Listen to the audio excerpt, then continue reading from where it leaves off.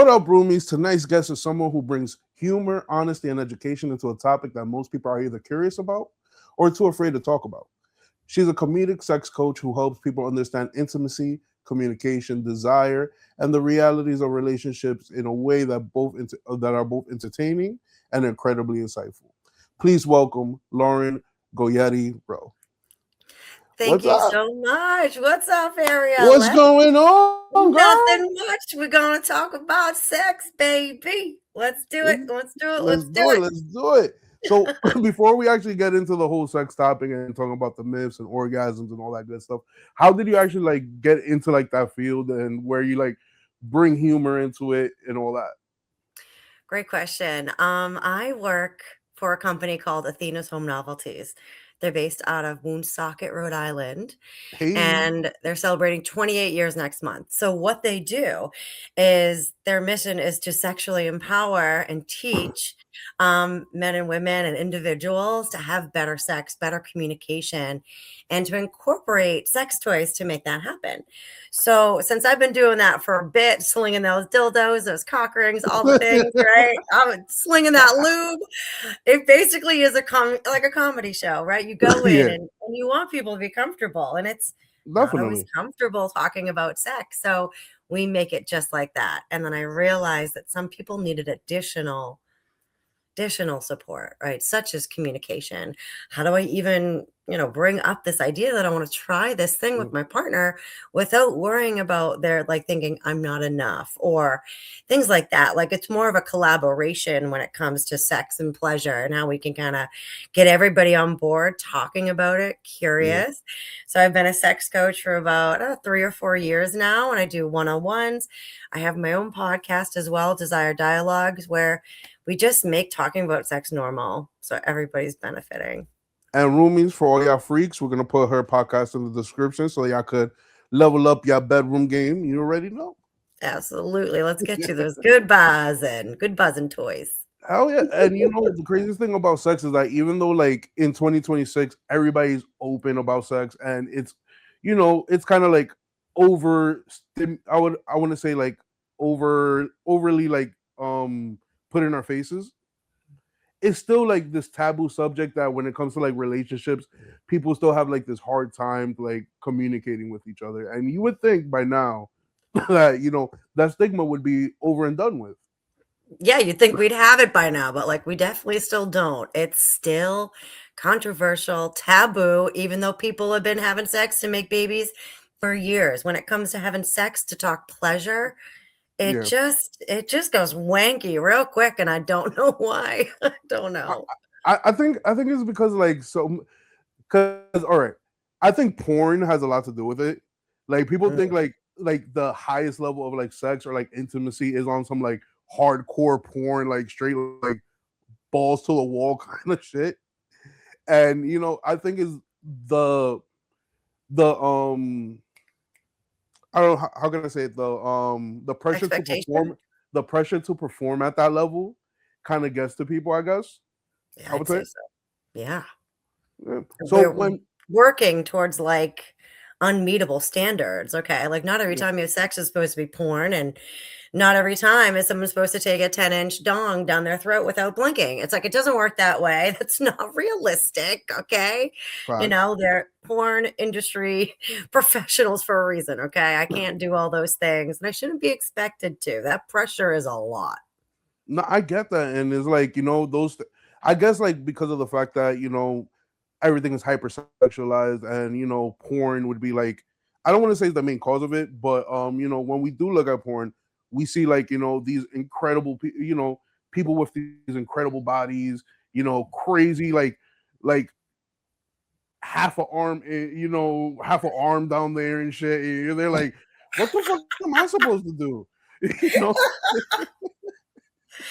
Yeah. You don't even know how you can measure up because you literally can't grow your penis 5 more inches. It just doesn't work like that, no matter how long people have been trying to do so. It's Yup. not going to Guys, happen. you can look up all the pills and all the techniques you want. It ain't gonna grow anymore. Exactly. So, Techniques is where we can look into if you want to yeah. up your bedroom game because you can't get inches, but you can get more skills. Yep. And Lauren's gonna break down some of those skills today. Anything So you need to know, you got it. We will break it down. we'll Simple break stuff. it down. All right. So when people hear the words, hear the term sex coach, what do they actually think that is versus like what you actually do? I have had a few myths where people think I would watch them.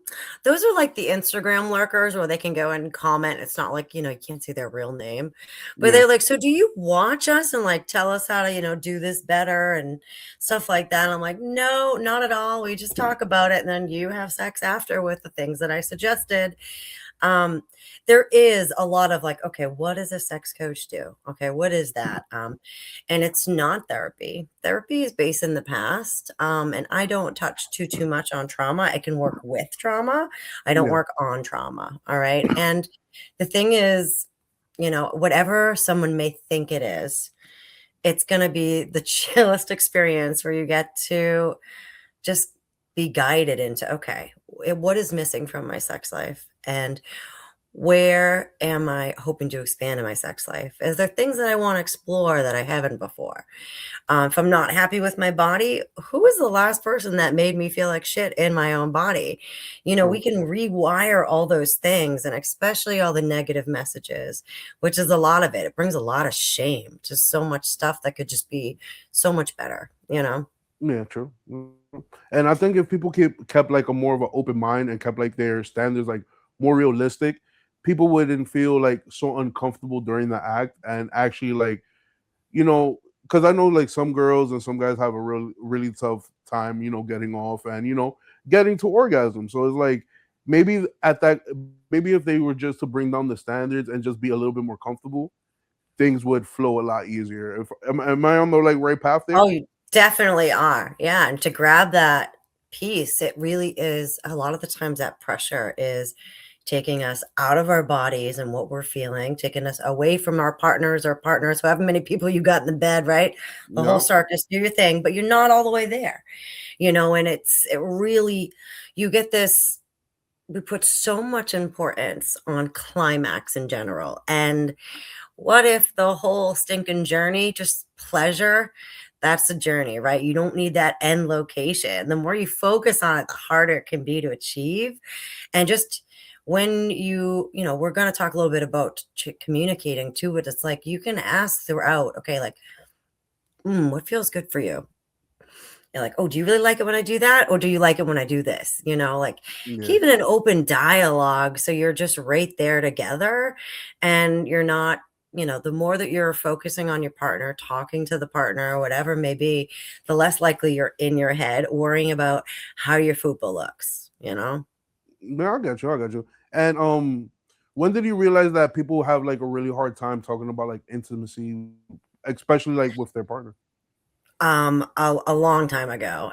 It was not necessarily a me thing, but it was one of those things all my friends would kind of ask, how do I say this? Like without being, oh my God, they're gonna judge me, or oh my Yeah. goodness, I should be embarrassed to ask about this. I'm like, why?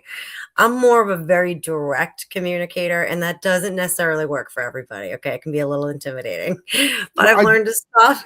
I get you because I'm very direct as well, and like my soon to be wife, she's a lot more sensitive than I am. So it's like I have to like kind of like sugarcoat things and like tippy toe to like not hurt her feelings on certain things. And I'm just talking, and that's in and out the bedroom. So like Yeah. I have to like kind of like sugarcoat it and like kind of like tippy toe around where like on with everybody else, I'm like, hey, this is what's up. Yeah, you soften it. You soften to meet Yeah. her so you can be more gentle with her.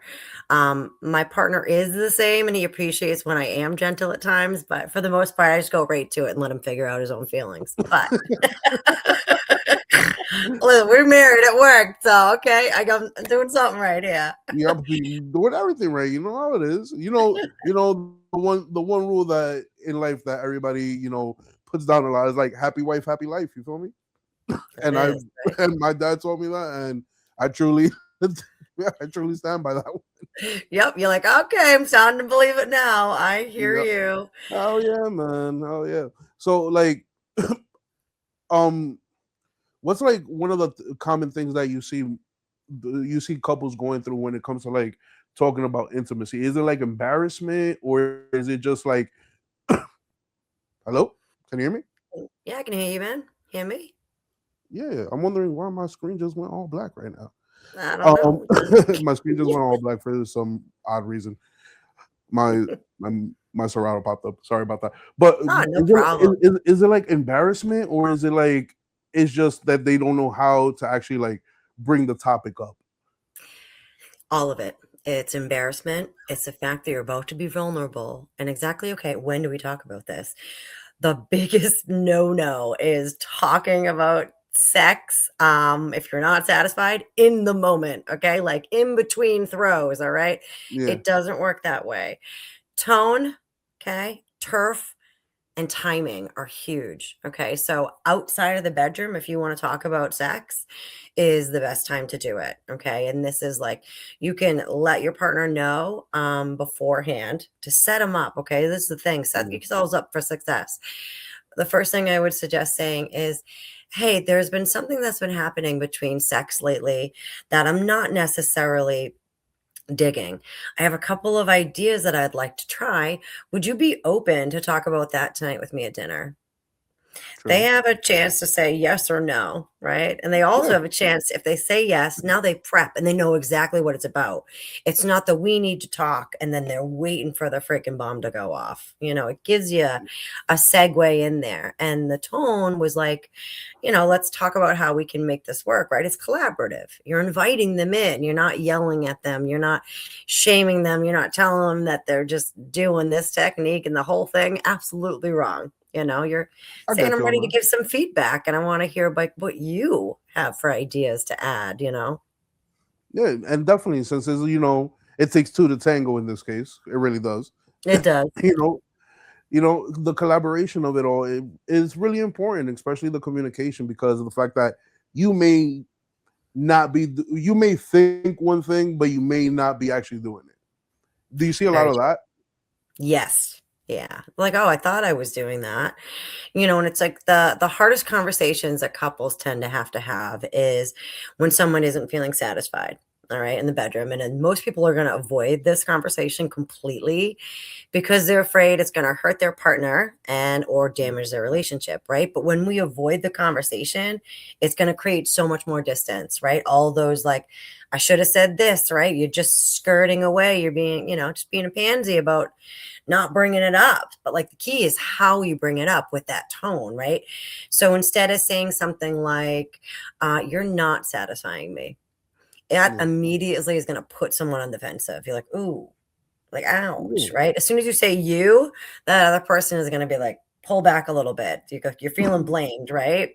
Puts you on the defensive. So the conversation is going to work better when it's really framed around like collaboration, but mostly curiosity, right? So want me to give you an example? Yeah, yeah, go right ahead. All right, perfect. So, um, I love our connection and I really want sex to feel so much better for both of us. Can we talk about things that might make it even better? It's pretty good opener. Yeah. You'd be like, okay, Well, sure. I feel no, it's invited good. in. No, Right. because it's inviting.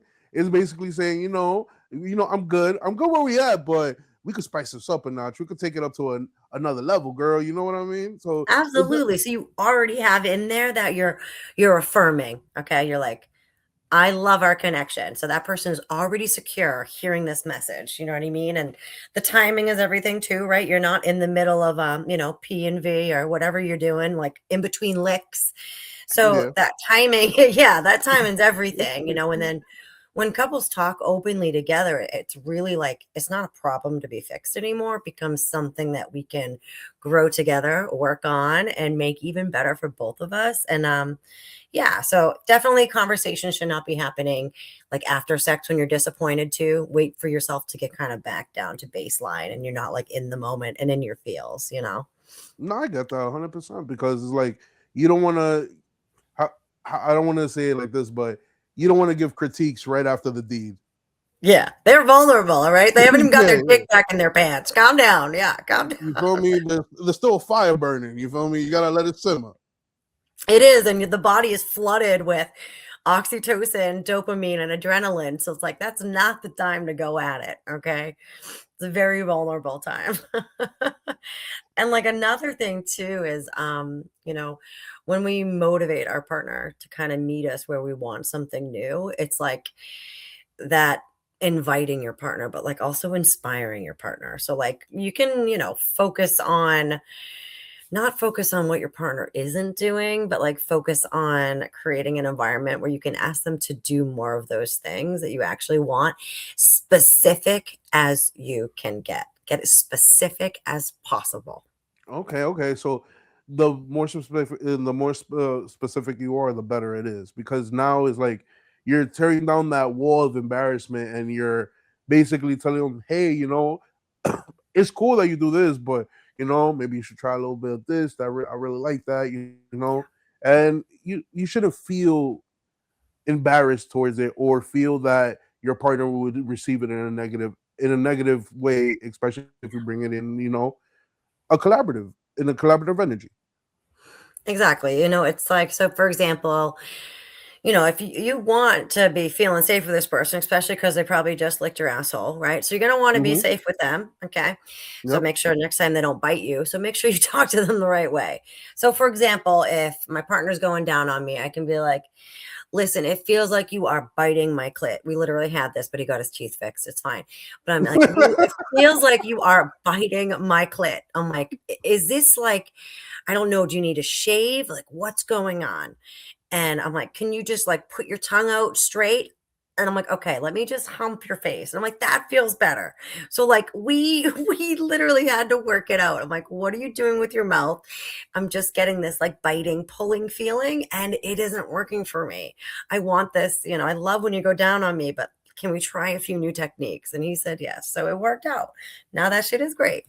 I feel you. And how often do you see it that people are like hesitant to like guide their partner through it, especially when they're like new, when they're actually like new in the relationship? It's very common. They don't want to make their partner feel like they're not doing a good job. All right. So just sexual partner. It doesn't matter if you have a romantic relationship or not, but in the beginning too, right? This is really where you're setting the tone and you're bringing your best self, right? So you may not say, yeah, exactly what you want. You may not say that you want something a different way because you don't want to rock the boat. Yeah, You just don't want to rock the boat.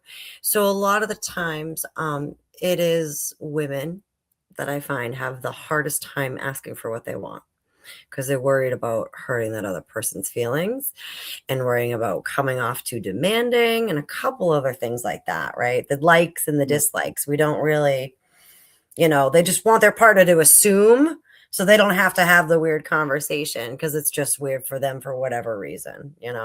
I got you. And do you see that there's and from both perspectives, men and women, do you feel that there's a pressure to like really perform like the first couple of times around without having like the talk about like, hey, do you like it when I do this, or hey, do you like it when I do that? You know what I mean? Do you I feel do that, know. it's more one sided, or is it like equal on both terms? I think the first couple of times you're just kind of trying each other out. You're going to see what you're working with before you maybe have to have a conversation about things to be added or taken away, right? But then you're just bringing the best you can bring, right? You're just bringing your A game. And a lot of the times it is so much pressure for both parties. I've had a lot of men not be able to actually perform because of that anxiety. Like it really, has dysfunction with the ejaculation. It absolutely can. Um, and it really is one of those things, like, we'll do a couple times, right? The trial rounds Yeah, until the we couple of rounds to see what's yeah, going on. Yeah, yeah, you just kinda lay in after, you're like, "Oh, this was great," right? You don't say much else, right? Not yet, not yet. I That's get you. very I got you. common. Damn. So that anxiety leads to like to like performance issues. Especially, do you see that with like younger couples or like older couples? Actually, both around the same. Okay. So in older couples, if it is a male above 40, there's a lot of things happening. The testosterone is actually dipping 30% at the age of 40, and it does it every couple of years. It goes down, it goes down, it goes down. But also, with ejaculation and penile function, that's very much related to the blood system and your nervous system.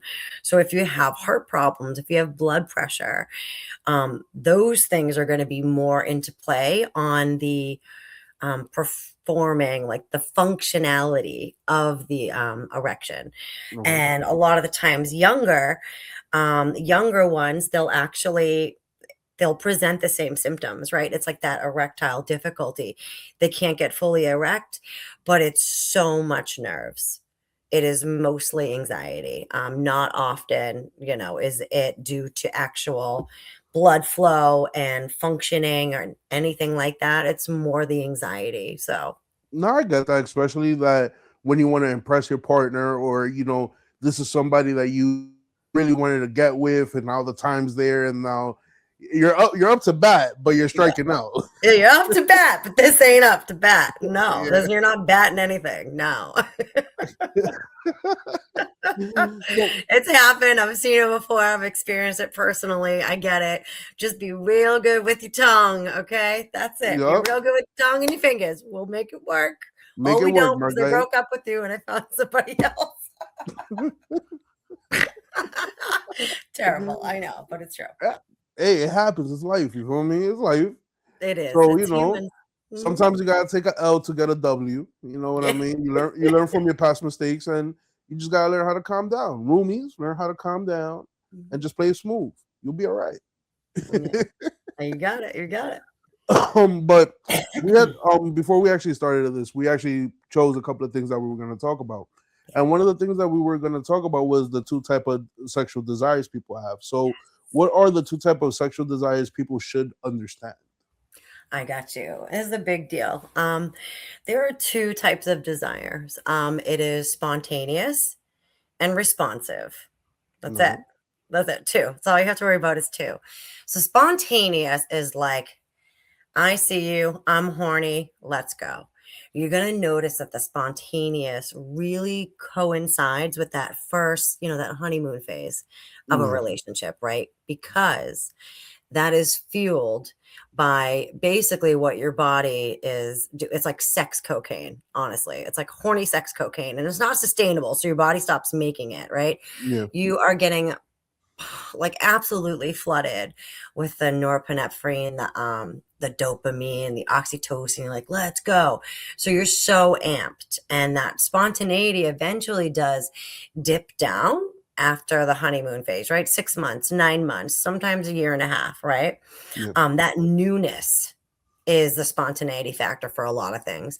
And then later on, sometimes there are partners that are like, ready to go. Just saw your butt. I'm in. Let's do it. Right. I'm already soaked. Yeah. Um, but a lot of the times responsive is what's going on. So I would need my partner to actually do something to respond to. And this is where we get into context. Okay. So what type of context do you need? Do you need the dishes done? Do you need to take a bath after work because you need to decompress? Do you need a massage first because the body can't actually relax enough to provide proper lubrication to a vagina? If the muscles are tight, it won't work that way. Like, what do you need? Do you need 20 minutes of foreplay, right? What do you respond to in a way of like, all right, dirty talking or flirty text or a nice dinner and you just vacuumed. You know what I mean? Like there's a lot of things you're going to respond to, and that's going to Yeah. go into the initiation styles. We all have different initiation styles. The way we try to bring somebody in to play with us, right? And the way we respond when someone else is like, yo, you want to fuck? So it's going to depend, right? It's really going to depend. And when we think of, the responsive desire, I want you to think of like if you're driving a car, okay? Okay. So if you're driving a car, the things that are gonna halt everything are the brakes, okay? There's a lot of different brakes that somebody can have. It can be, I'm stressed out about work. It could be the medication that I just took. It could be that joint that I just smoked, went the opposite way that I hoped, right? There are going to be a lot of things. So there's breaks. Those are the things that are going to shut down the possibility of that car moving forward. And then there's accelerators, right? So with the accelerators, it's like, okay, that's a definite yes. I'm going to respond well to that. Okay. Um, depending on, okay, how they, came on to me, how Mm. they complimented me, or it's so much more than that. But that's just the drift there. And the thing with the car, you can't hit the gas and the brake at the same time. You got to figure out a way to get all the brakes off, take everything off the brakes, all the pressure off the brakes, and then you're in the clear to go and be, horny and accelerated. So, I get yeah. you. And how do you find that often that we put brakes on ourselves versus like our partner putting brakes on us? Yes and yes. You got it, dude. Bingo. Mm, Okay, okay. All right. mm, So when you kind of like get out of the honeymoon phase, right? yeah. How important it is to like stimulate somebody mentally? Because for instance, like and this is TMI, roomies. This is probably too much information. I My want it all. my parents been married for 40 years, right? Yeah.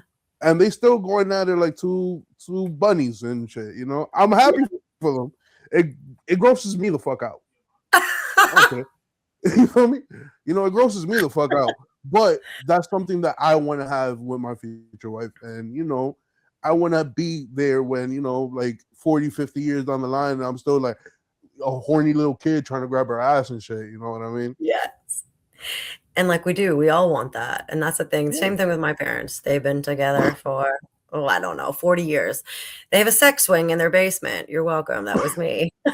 Oh, And I like we feel you. want that, right? Yeah. What I've noticed is that there are a couple different types of intimacy. All right. The one that you just mentioned, okay, stimulating, okay, it's intellectual intimacy. So whether you talk about a book, whether you talk about the philosophical fucking plot line of that movie that you just watched, that's intellectual. That's mind to mind. All right. You're also gonna, what is it? Experiential intimacy is when you're trying new things together, like outside of the bedroom, probably. Like go to a cooking show, or you go and blow glass, right? Or freaking make a pottery bowl. Um, Yeah. and then you have that physical intimacy, which is not just about sex. Physical intimacy is that spank on the ass you were just talking about, right? Or Yeah. how you greet each other when you, reunite, when they come home or you're about to leave, right? And then the emotional intimacy is, how was your day, Ariel? Tell me one thing about it that was good for you. I got you. I got you. Yeah. And do you find that a lot of people that you help that you speak to and help kind of like downplay the other forms of intimacy versus just like the physical in the bedroom intimacy? They do. They don't realize how much it plays a key part into it. And they also don't realize until they ask how important that type of intimacy is to their partner, especially Mm, when that partner hasn't been getting it because they haven't been given it. I feel you. I feel you though. I got sassy on that last one, I think. Yeah. Oh shit. So why does this cause like so many relationship problems, and like why are people afraid to like speak about this? A lot of the time is, okay, if we're afraid to speak about this, it's gonna make me have to admit out loud that there's something that I'm not doing perfect, right? There's also something that I need to work on. There's also things that I have to look at that in my relationship are not working. And I don't want to look at that. I want to stay in the bubble of this is cool, everything's fine. I don't have to worry about it. But when that honeymoon phase is over, all those other things become so much more important. The different types of, initiation styles, the different types of intimacy. It's also going to become important to know their love language. That's a big deal too, how they feel loved. Okay. It really is, it goes so much more beyond just the day-to-day things. It goes into the relationship, bedroom, goes everywhere, but when you figure out, okay, I have a problem, that means you're going to have to talk about it. When you talk about True. one thing, guess what? Two, three, four, five, all the other things are going to flow out. and they need to be addressed. You deserve for them to be addressed, right? Or nothing is going to change. Basically means the relationship is going to end. If both people are mad, they're not super satisfied, they're not feeling heard, they don't know how to actually have the structure for a constructive communication session. It really just, it doesn't end well. It doesn't end No, well. I gotcha. So basically, is so basically like the whole ordeal of confronting certain problems is the problem, Yeah. basically. Yeah. Oh, it's Mm. a whole thing. So I want to avoid it the best I fucking can. Yeah. I get it. I get that. I get that. Damn. No, because it runs deep. At the end of the day, it runs deep because sex sex is human nature. It is. And out of the honeymoon phase, even though, and this is the perspective of a guy, Please. we're visual animals, right? Mhm. But after the honeymoon phase, a year and a half, that visual stimulus is no longer as stimulating as it was on day one. You Yeah. know what I mean? I don't And just have to guys, flash you my titties, and that's not going to work anymore. no, You no, need more. it still works. It still Yeah. works. Don't get that wrong. Hold on, pump the brakes. Get your husband in here because he'll tell you that still works. It still works. Yeah. It It worked still earlier works, too for me. but it's not as as potent as it was on day one. It'll get you to make me rake the leaves and clean the gutters, but it might not get my engines going as it used to. You know what I'm getting at?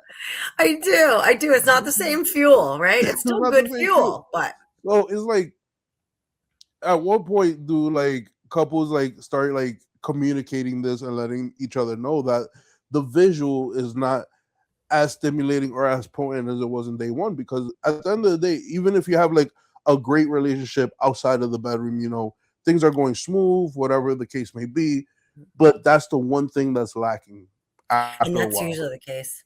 Yeah, that's usually the case. They're great on paper. They're great roommates. They're great, cohabitants, all the things. They split the chores right down the middle. They pay all the bills just fine. But the thing that's lacking is the bedroom. And when things aren't stimulating enough for us anymore, it's on us to get some ideas to propose them to our partners. Okay. Because it's like sex needs to be worth wanting. All right. So if I'm going to rake the leaves. Okay. I still need more to want to go into the bedroom or whatever that may be. It's like it's going to require more. You know, Yeah. it it's like whatever you used to do times 3 or something completely different because we need that novelty.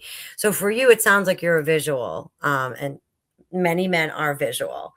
Um, it could be something as, role playing, getting in a different outfit, or um, having, you can like catch her in the bath, or she can just walk around the house naked. I would definitely recommend having dinner together in just your underwear or naked if you want.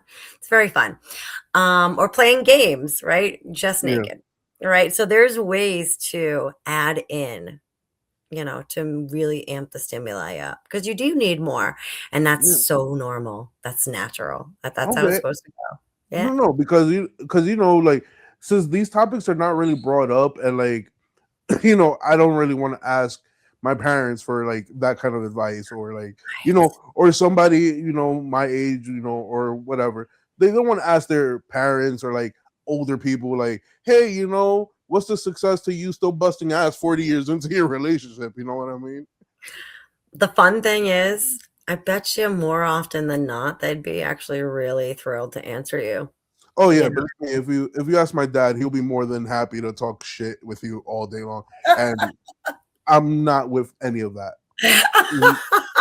I hear you. And if you No, got like a favorite aunt or a favorite uncle, you ask them. And what they're going to tell you is things that keep them close are rituals.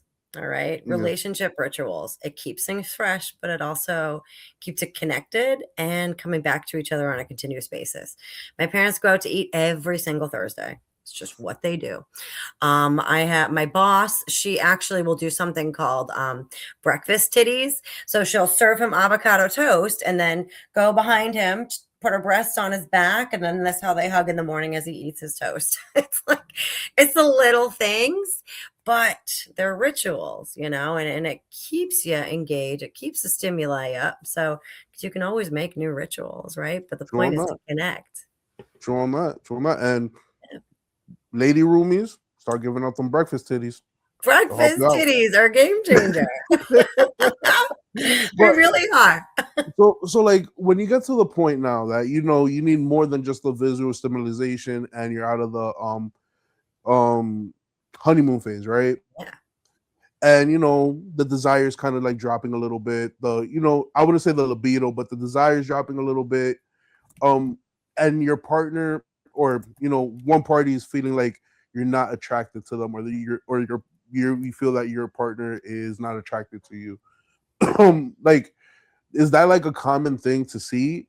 And like, how do most couples work through that to know that they, still attracted, they still want to jump each other's bones and all that? Yeah. And that's the thing, like, they still wanna jump each other's bones, but the context is gonna be different, and there's a really good direction to take. I appreciate that. It's like when the desire drops, a lot of people are gonna assume something is wrong with the relationship or wrong with them, when often it's actually just a lack of novelty, of newness, not a lack of love, So it's Yeah. desire doesn't, disappear like overnight. Okay. It's going to fade quietly. Like when that familiarity sets in, life gets busy, stress takes the front seat, right? Yeah. Intimacy becomes a little predictable. So you're like, why am I gonna, sex needs to be worth wanting, for you to be like, okay. And desire is going to thrive on anticipation, novelty, and a little bit of the unknown, right? Like a little happy surprise. I'm not talking about a finger up the ass if you didn't ask for it. All right. So when everything is, feeling a little routine, desire is going to naturally kind of soften up there. And it doesn't mean something's broken. It just needs that, it's time for something to kind of be reawakened here. So, like, there's a few things you can do. All You right. can shift the environment. All right. So change rooms. Seriously, it's that simple, honestly. Sometimes it's not the sex. Okay. It's the settings. All right. The setting that you're in, the context. Or you can rearrange your bedroom or the lighting. You could try lights on, lights off. Okay. You could add in some sensory elements, whether it be candles, some music, blindfolds, right? I love blindfolds and earplugs. And I'm like, I have no clue what the fuck's happening. Let's go. So that is All very right. fun. You And feel me? also, yeah, it's I different. feel When you it. I try feel something it. different, you're more open to be like, okay, sure, let's do it. So like when you're, another thing you can do is to interrupt the script. Okay. So, like most couples Yeah. have this unspoken script in the bedroom and they follow it every time, right? You have the same person who initiates, you got the same pace, the same position. What if you skip all that shit, right? What if you start intimacy earlier in the day? Or what if it's, an afternoon delight? You come home from work on a little lunch break. It's that unexpected that can be like, oh, okay, all right. Yeah. Another thing is you can play with the energy, not just the acts, right? So maybe it's one person takes the lead, maybe you get a leash and a collar, right? You can bring in some different archetypes or like role play, if you will, like Yeah. be more playful, be more dominant, be more teasing, all right? And then you can shift the goal oriented sex just to exploratory sex. You can be like, Yeah. okay, on a scale of 1 to 5, 5 being the best, do you like it when I do this? And just go to different parts of the body, do a complete sensual body mapping session with your partner. And you can do this with flavored lubes. You can do this with massage oil and candle, lights on, lights off, right? With clothes or without, totally your call. And it's, when we build anticipation outside of the bedroom, like those flirty text messages or like taking some titty shots in the morning, so you're about to go into a work meeting, but then you're like, oh, I got titties on my phone. It's pretty Hey, good. Right? titties at any time is a great thing. It really is, right? Titty pictures are the best. Titty pics are the best. It really is. And that's the thing, man. It's like a lot of people, we end up thinking that desire should just be there.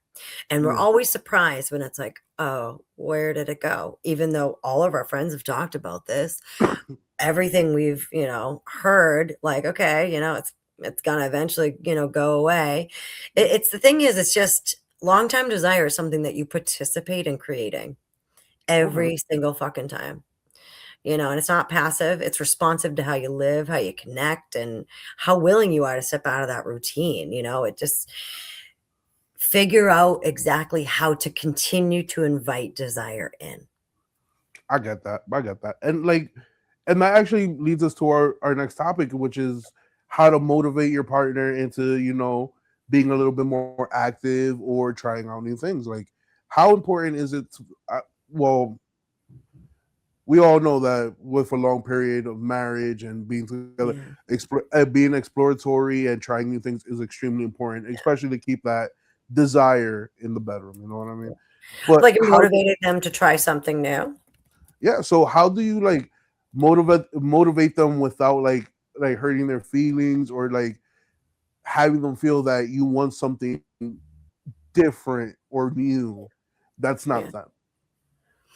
I get that. I get that. And then, it's a lot of the times, you definitely need to make sure you're bringing this conversation with a real grounded, no accusatory, okay? But it's like, I want you to think of it too. It's like, so when we motivate, it's not like trying to get your partner to do something.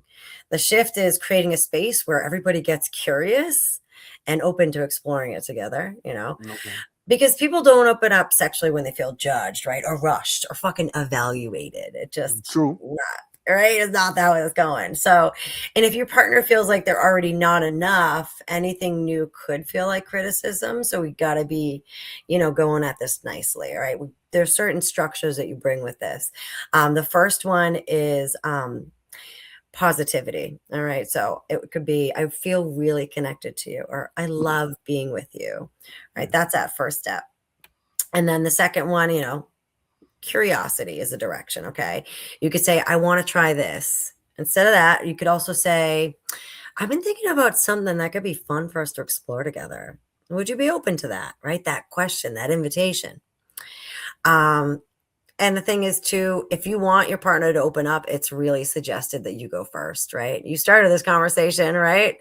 Now it's time to get, let's go. Yeah. Share a fantasy, express a desire, you know.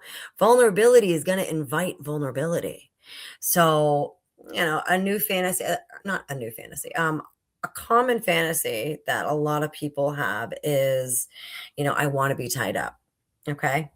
And instead of saying, I want to be tied up so I can be lazy, which is usually the case. I'm just kidding. That's how I I just don't want to fucking do anything. It doesn't matter if I'm tied up or not. It's just a way to, and it looks nice too, right? That visual part of it. Yeah. But another thing is, it's kind of like, I want to see you in your powerful, telling me what to do, you having control. I think it's really important when I give control to you. That really turns me on.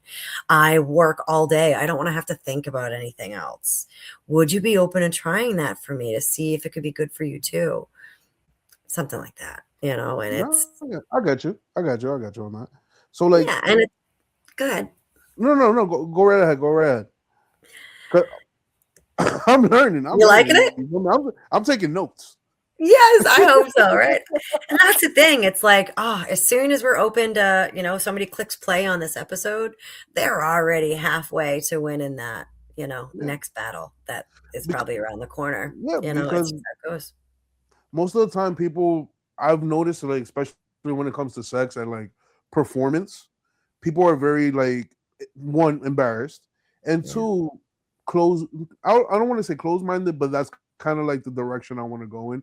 Are close minded about it, and they don't want to discuss it because of the fact that they don't want to address their own, I don't want to say issues, but their own insecurity on their performance or body type or whatnot. Yeah. And it's so common. All right. It's like we have been doing the same thing for however long. I don't want to change because change is scary. And I also don't know if I want to try something new because, like, what if I don't like it? And I don't know. It's just vulnerable. Yeah, it's just vulnerable. And, they're like, well, if, and then some people get that defensive, right? They're like, okay, well, if they're not satisfied, then it's not on me. I've been doing the same thing. They've been fine up till now. It's like when we respond to situations, a lot of the times it's like we will respond with defensiveness. But if you like are pretending you're in an elevator, you go a step down, right? That's your base level. You go a step down. It's really coming from scared. You're scared. Yeah, So you go out with anger because that feels like a stronger emotion, or you bring up defensiveness because you feel stronger in the moment to do that, and just know that nothing's going to change if nothing changes.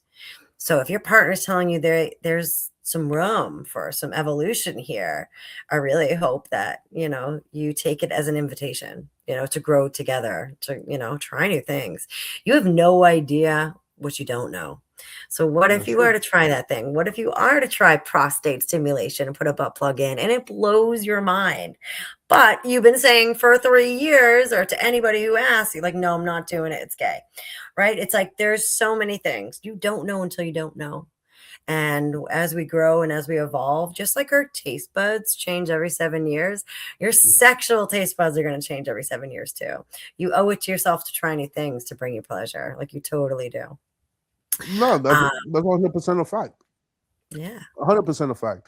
So like, what happens when like, and this is another thing that we were discussing before we Mhm. actually started recording, is like when you have mismatched libidos. When one person is, or how I wanted to put it, when one is a bigger freak than the other, right? Yeah.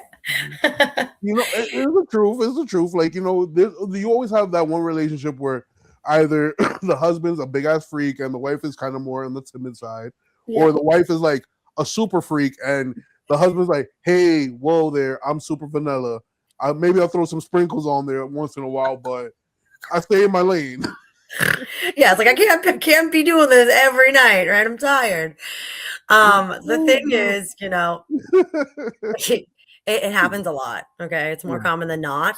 Okay, it's actually more common for people to be mismatched, right? Opposites attract. yeah, So when it comes to, say, for example, I'm the lower libido partner. yeah, Guess what? It's actually on me and it's my work to do to figure out what my accelerator are, right? What are my gas pedals? yeah, What are my brakes? I can also invite my partner in to help me with that, right? So if my brakes are I am way too stressed after work, they can run a bath for me. They can bring me a glass of wine. They can bring me a book of erotica so I can sit in there and read dirty smut while I am chilling in the bathtub, And another thing too is, being open to saying why you're not into it. Okay. If yeah. my partner, initiates and I'm the lower libido and I'm not into it, I can say I'm not into it. Okay. So, like, if you just say no, they could think everything. They don't love me anymore. They don't this. You could say, listen, I had that hamburger helper and my stomach I'm really gassy. It's not a good idea. Yeah, yeah, Or I honestly am so stressed. I can't get out of my head about what my boss said today. This invites your partner to then maybe chat with you about it, maybe help alleviate that stress. Um, there can be a lot. There's a lot of things that can be done. And when there's that mismatch, guess what? Masturbation is so important. Masturbation is so important for the higher libido partner. And there is always the option too to open up the relationship for the higher libido partner to have their needs met if they want. That's a whole different conversation. Absolutely. yeah, But masturbation is huge. Nobody should be masturbation shame here. Like when we masturbate, that is the highest form of self love, self care that you can even do. Like that's it. You know your body best, right? yeah. And another thing too is bringing in enhancers, right? Bringing in new stimuli. So if there's a lower libido partner, maybe you get that vibrator. Okay. Guess what? Maybe their brain isn't on board, but as soon as their body's like, whoa, that feels really good. Now the brain goes offline, body's in, we're ready to go. All right. Vibrators are very helpful tools. All right. They let you remember that you do want pleasure. You just need to turn your brain off for a minute. No, it's true. It's true. And like, when like, let's say you have the higher libido partner trying to have, you know, how can I say it? does the lower libido partner, their performance, does it come off as like laziness sometimes? Like, do you ever have that conversation, like where like one partner would be like, I don't want to say lazy about it, but less active than the other, Mhm. and Right, like like, less excitable. yeah, yeah, Yeah, it does. It took that low libido partner so much struggle in their head to finally say yes. So when they did, they could, they're just like, okay, I'm here. It's happening. But I don't know if I have much more to give, more than the fact that I said yes to this when everything was telling me not to, because I have a to-do list, because I'm tired or I have a headache, or and that's the thing. It's like, you can tell your partner, okay, when we do have sex, it's just, I'm not feeling like you're excited as much as I thought you would be. What can I do to make you feel more excited? Otherwise, I feel like this is more for me than it is for you, and it's really starting to wear on me. I got you. And Yeah. do you ever see like where there'll be a couple and like one partner is,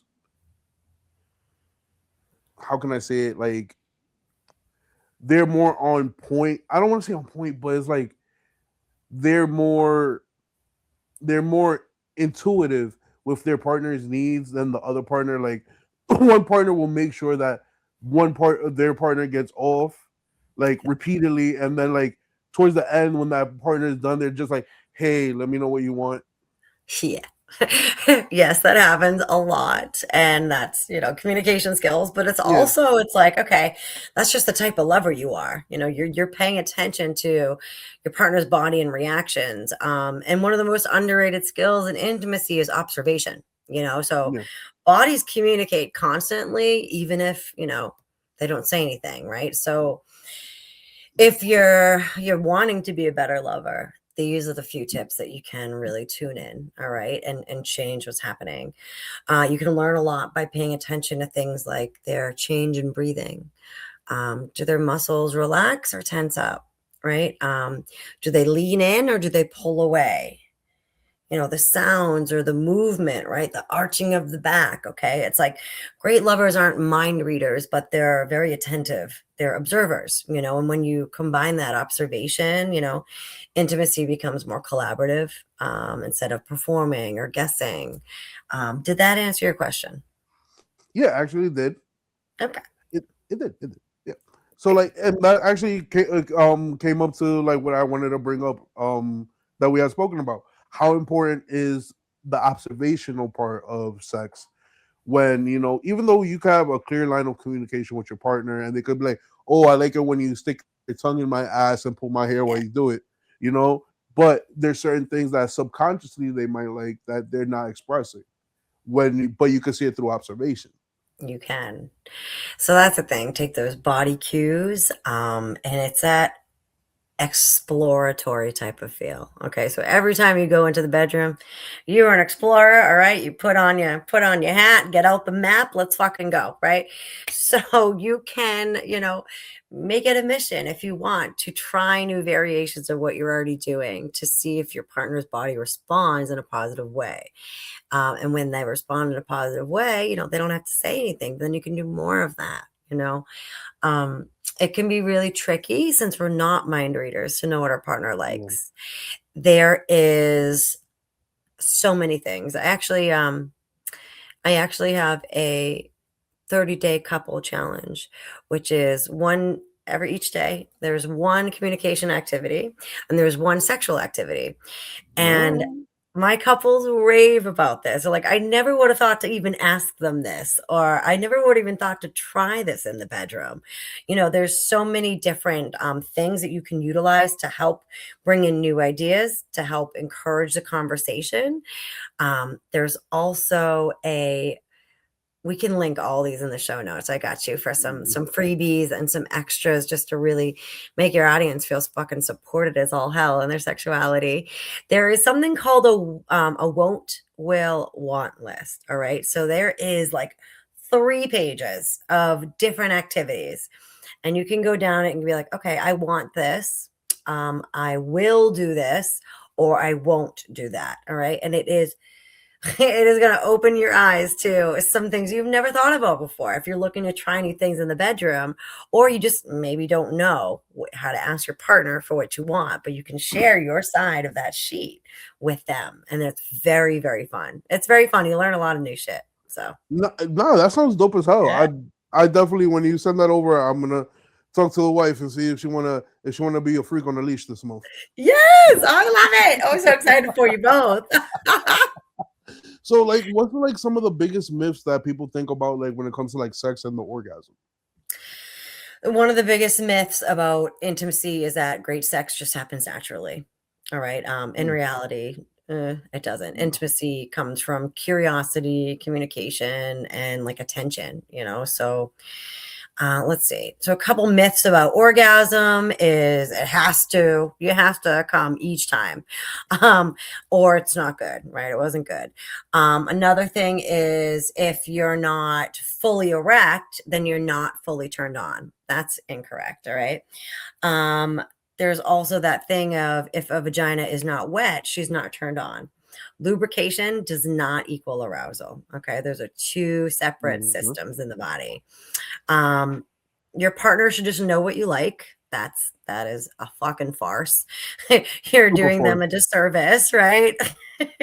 Silence doesn't protect your partner's feelings. It just completely disconnects you both. Another myth is more sex equals a better relationship. That's not it.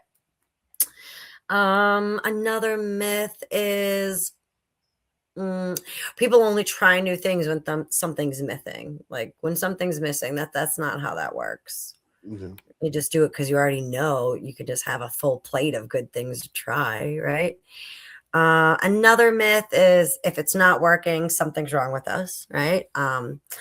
Couples who thrive aren't the ones who avoid struggle, right? They're the ones who know Mhm. how to navigate it. So, struggling in intimacy isn't the end of the connection. It's actually the doorway back to it with the right communication, right? Yeah, I got that. Yeah. I got that. That's all I That's got. dope. That's dope. And what would be like the biggest thing people get wrong about sex? Mm, how it's supposed to look.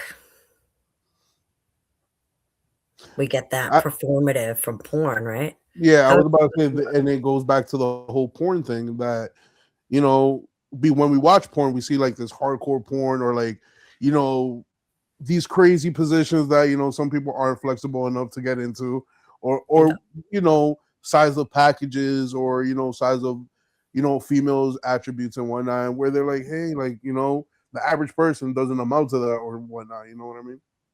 exactly. And it's like, I'm not going to be able to do that move. I'm going to throw my back out. Okay. And it's other things too. It's like when we see movies and stuff like that, okay, not just porn, do you notice how quickly it goes from the kiss to the insertion? It's like 10 Yeah, seconds. It yeah, actually yeah. takes a vagina 15 minutes to be properly lubricated for intercourse or penetration. 15 minutes, bro. Our expectations are things look different. They're going to be faster than what they really are.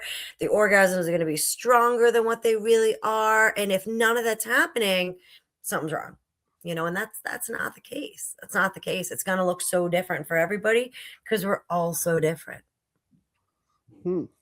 Nah, I get that. I get that. And I guess like the biggest mistake most people make is the lack of a communication. Am I correct on that? You are, yeah. Yeah. And it's not an easy thing to do. That's the thing. We all struggle with like good communication, but sexual communication is a lot harder than you think it is. Yeah. Especially, it's like even in the moment too. That little shame and vulnerability comes up. There are so many things that can make it easier for you. There's like little communication prompts, Yeah. like sex scripts to use in the bedroom for things to try, like a new little card deck. There's so many new things that can give you the ideas. They're all out there. You don't have to come up with them on your own, right? Don't make it harder for yourself. But there's probably 1 to 10 things that you are loving that you just don't know about yet. You're totally going to love it. You just haven't tried it. That's true. So Yeah. roomies, don't make it harder for yourself, make it harder for yourself. Yeah. That. Put Oh, that was a that. corny dad joke. Whatever. I love corny dad jokes. I'm totally in for it. But in all your work, right? What's like the funniest thing someone's ever asked you for advice about? Let's see. I usually don't speak about it, and it's honestly, it's just because everything's pretty confidential, right? I won't say their names, obviously, but I'm trying to think. It's really, dude, they're all pretty run of the mill, like normal things that people are so embarrassed about. It's Really? normal things. I have no idea. There is nothing crazy or weird. There really isn't. Nothing surprises me. Maybe it's a me thing. Yeah. No, I get it. I get it. Like you worked with like many couples. You've probably heard it all and all that stuff. So Yeah. I kind of would feel that you probably won't be surprised unless it's like some super over the top medieval. I'm gonna dangle you by your toenails kind of thing. You know what I mean? I do. Okay, so I have one. I have one. Very out of the not out of the blue, but just like yeah, it doesn't come up until it comes up. There was a man who was going through a divorce and he decided to take the route of meeting up with penis owners. So he basically decided to, be experimental and he absolutely fell in love with big black hawks. Loved Okay. it. 3 at a time, all the things, and it was a whole thing. But regardless, I was getting paid for it, so I didn't know if it was like a joke or not. I just went with it. I wanted to make sure he felt safe and how his aftercare was for his holes and all of that. But Hey man. that's it, and I wish him the best. I hope he's still loving those cocks. All I can say is bukaki. Yeah. Yes, please. You know what I mean? But Lauren, Yeah, it's been fun. I always ask all my guests this before we actually exit out. Do you please. have any final thoughts, words of wisdom, or advice for the roomies? All right, my friends, better sex doesn't come from doing more. It's going to come from understanding more about yourself first, your partner or partners, and how desire actually works. All right. And roomies, remember, and I haven't said this in a while, don't pull out. Peace. Stay in there Dead ass. until you're soft. Stay in there. Mhm.